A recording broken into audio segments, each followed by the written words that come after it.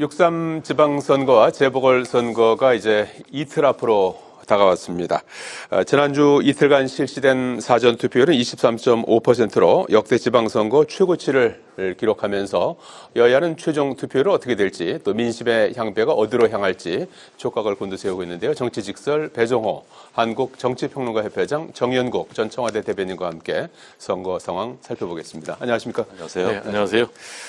자, 6.3 지방선거 이제 이틀 앞으로 다가왔습니다. 내일 모레 이제 오전 6시부터 오후 6시까지 본투표를 남겨놓고 있는데 지난주에 사전투표 금토 이틀 동안 있었는데 사전투표 하셨습니까? 네, 그렇습니다.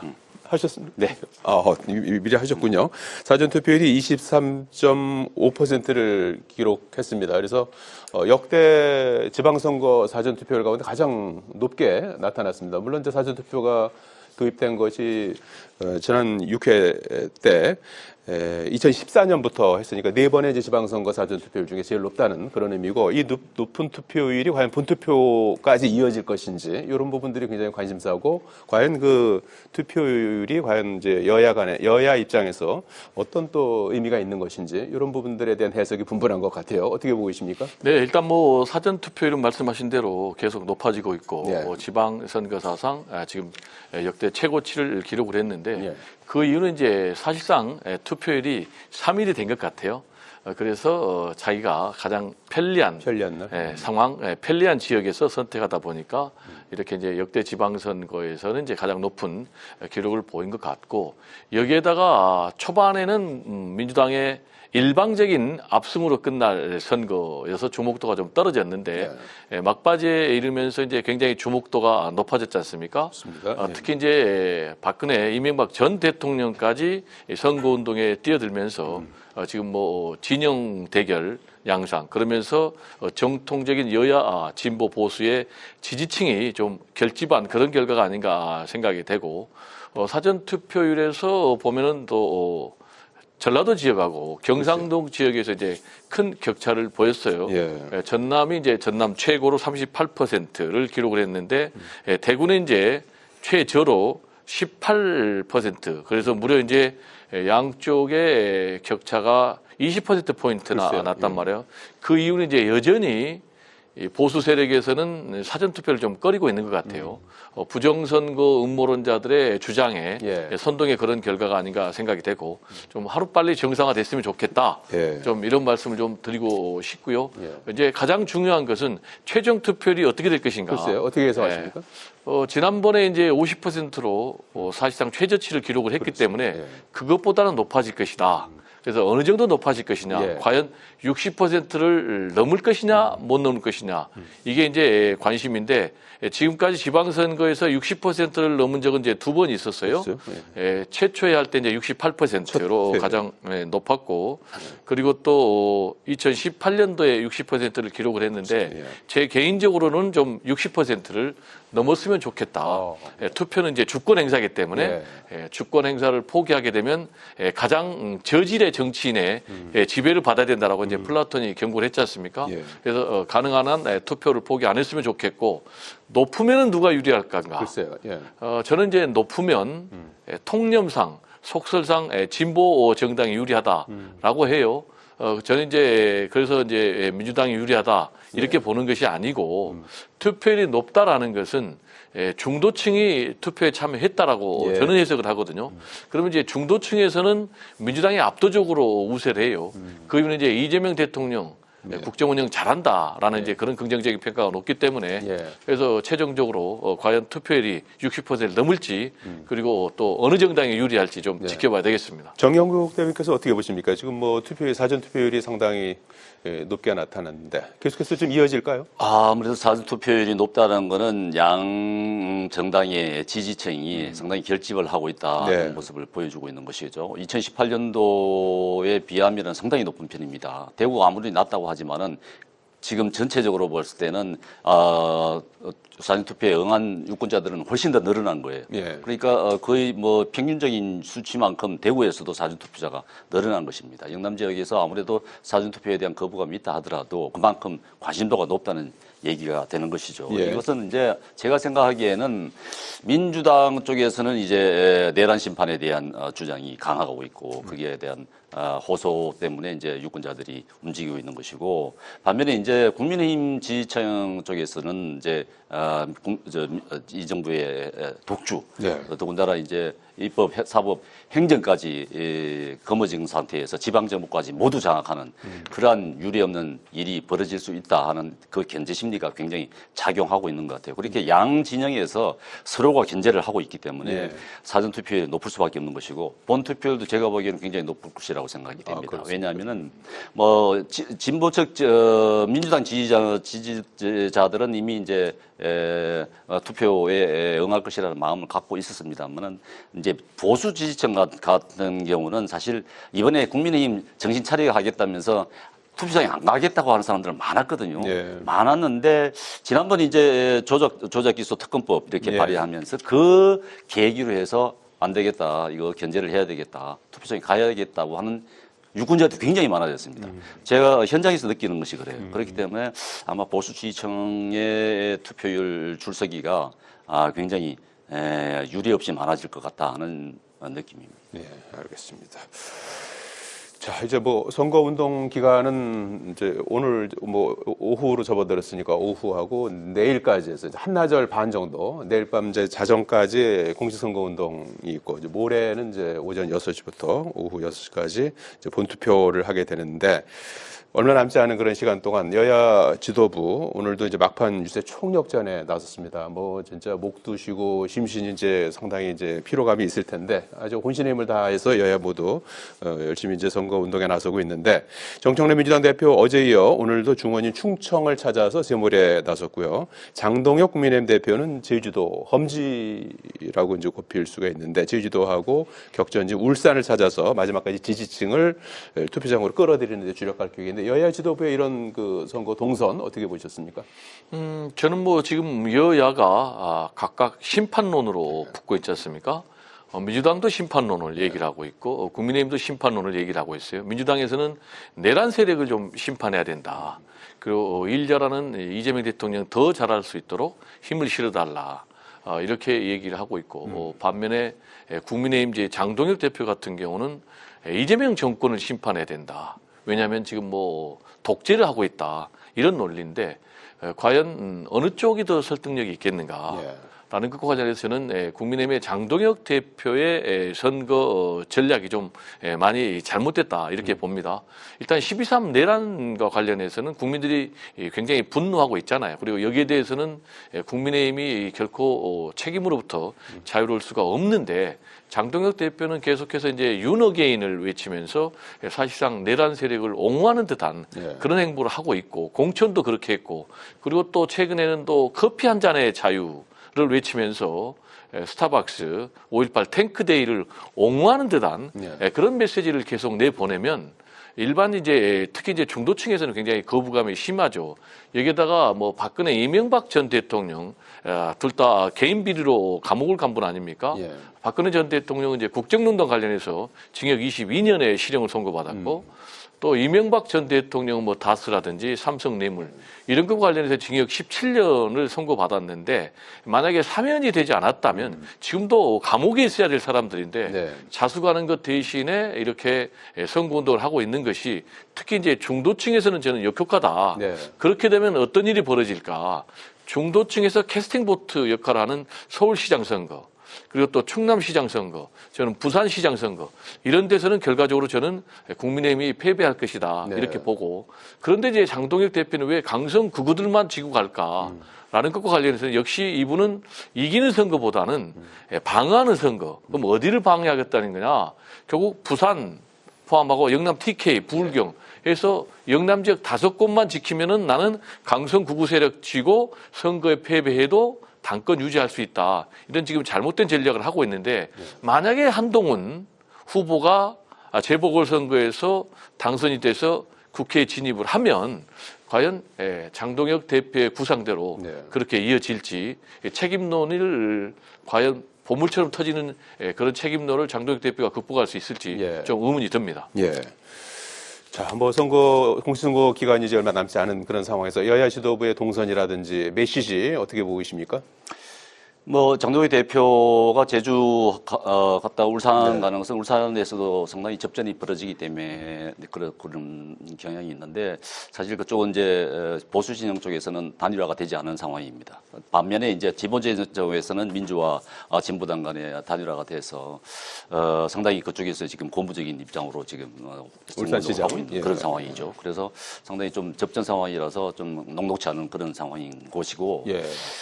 민주당 입장에서 정청래 대표 같은 경우는 제가 보기에는 충청권에 이제 몰입을 하고 있는데 이제 아무래도 충청권이 이제 스윙보트 역할을 하니까 예. 굉장히 신경을 많이 쓰는 것 같습니다만 제가 보기에는 정청래 대표 같은 경우는 전북이라든가 호남 지역이 만만치 않을 것 같아요. 전북 특히 전북 지역이 이제 본인이 공천을 준 이현태 후보가 그렇죠. 만약에 떨어진다 할 경우에는 아마도 전당대회를 앞두고 굉장한 치명타를 받을 것입니다. 그렇지 않아도 호남 지역에서 무소속 돌풍이 일어나고 있다는 것 아니겠습니까? 그게 다 이제 불공정 경선 때문이다는 책임론으로 번질 가능성이 크기 때문에 정청래 대표 같은 경우는 아마도 충청뿐만 아니라 호남 지역에도 굉장히 신경을 많이 써야 될 수밖에 없는 그런 상황인 것 같고 예. 투표 아마 중도층이 어떻게 투표 당일날 움직일 것인가 하는 부분에 대한 해석들이 분분한데 예. 제가 제가 보기에는 투표를 높으면 뭐 진보 측이 유리하다 이런 얘기도 합니다만 지금은 진보 보수 유리하다고 판단을 할 수 없을 것 같아요.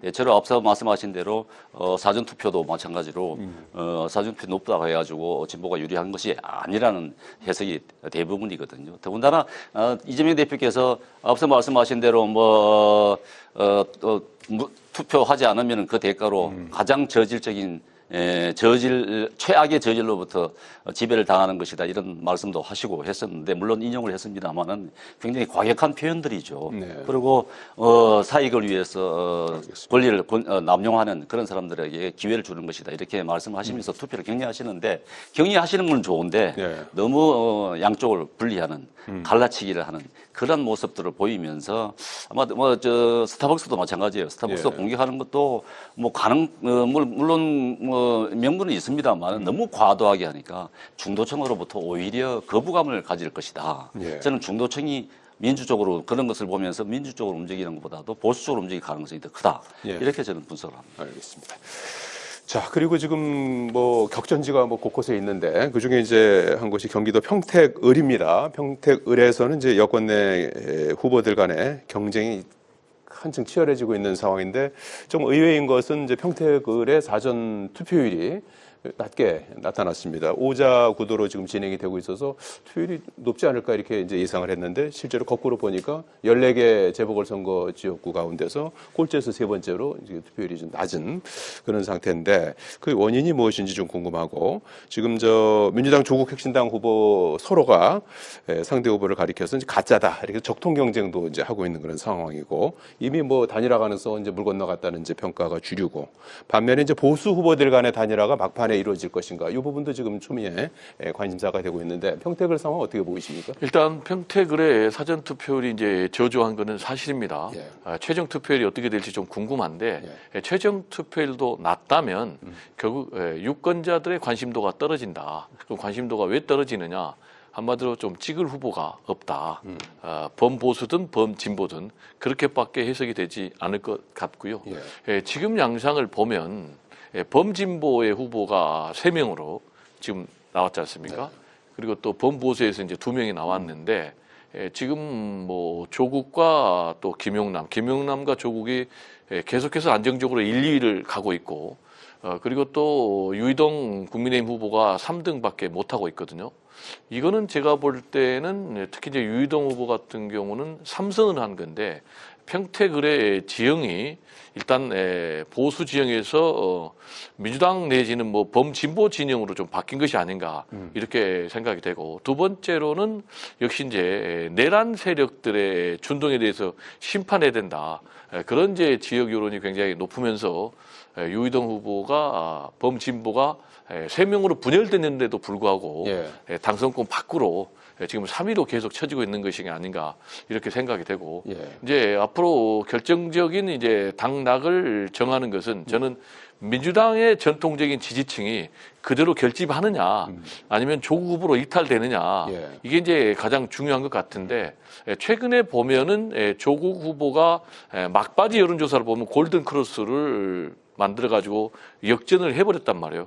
그걸 보면은 민주당의 지지층이 조국 후보로 상당 부분 이탈한 것 같다. 그럼 왜 이탈했느냐 막바지에.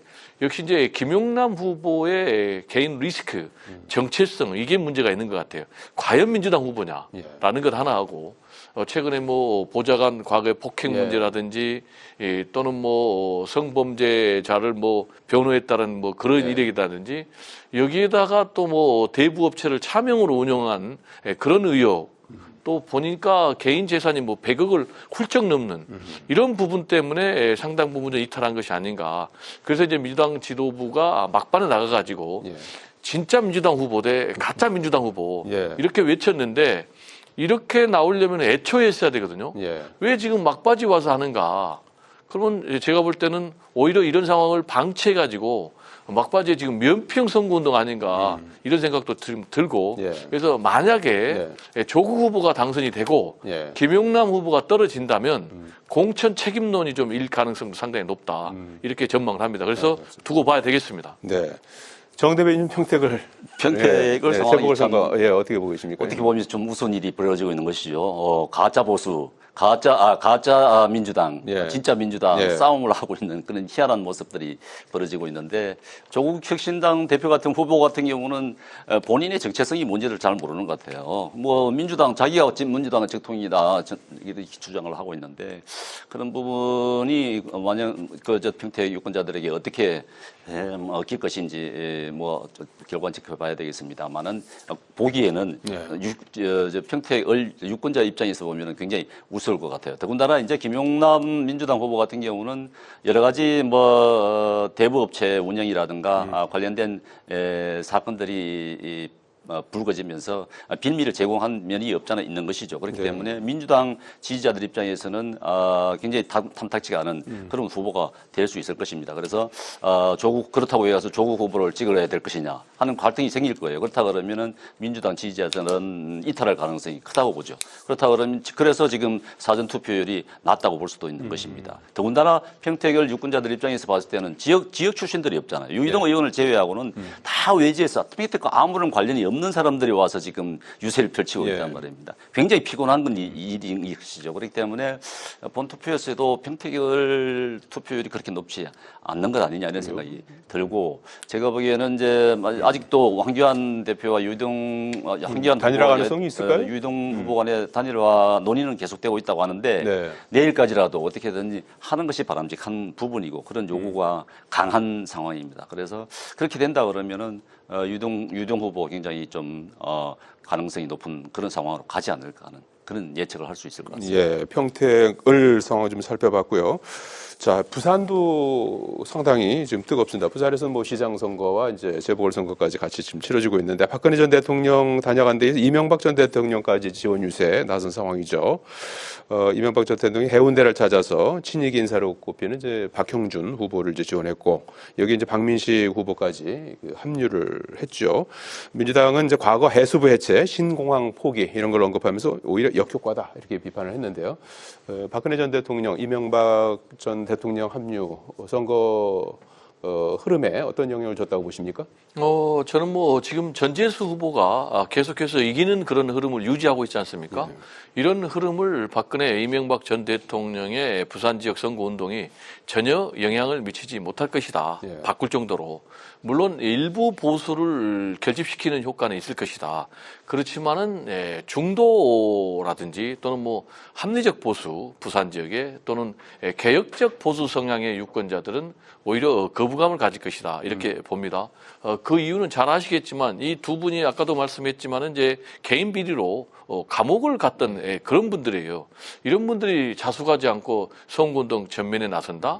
이거는 저는 뭐 마이너스 효과가 더 크다고 보고 두 번째로는 뭐 박근혜, 이명박 전 대통령이 PK 사람이 아니잖아요. TK 사람들이잖아요. 그래서 TK에서는 영향력이 있을지 모르지만 오히려 PK 입장에서는 우리가 남이가라는 것이 통하지 않는다. 된다.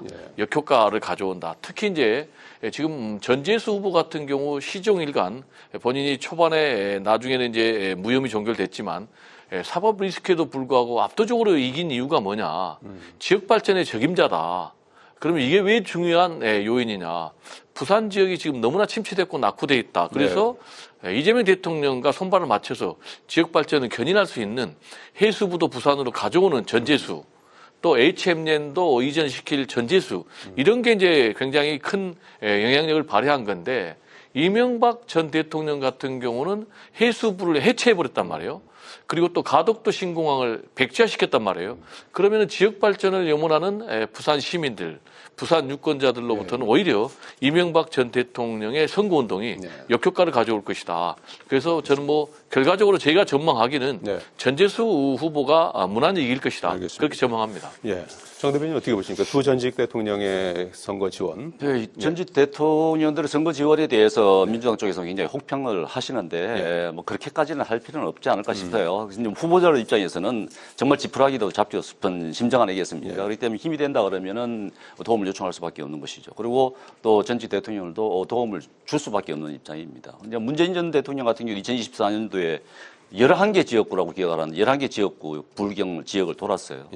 지원 요새를 펼치고 했는데 이번에는 이제 후보들이 원하지 않으니까 가만히 계시는 거겠죠. 그렇기 때문에 뭐 전직 대통령들이 선거 유세에 나선다, 선거 지원에 나선다 해서 그렇게 뭐 부정적으로 볼 일은 아닌 것 같다. 더군다나 이제 국민의힘 입장에서 봤을 때는 그동안 장동혁 대표의 뭐 저륜 선언이 좀 명확하지 않았다고 하는 그런 불만도 있는 것이고 그렇게 함으로써 구심점이 없었다 이런 얘기들을 하잖아요. 그렇기 때문에 이번에 전직 대통령 두 분이서 다니면서 이런 보수 지지자들 통해서 결집을 할 수 있는 동력을 제공한 것은 분명하다. 제가 현장에서 느껴볼 때도 그렇습니다. 그렇기 때문에 아마도 이번 선거에 상당한 영향을 미쳤다고 볼 수밖에 없을 것입니다. 알겠습니다.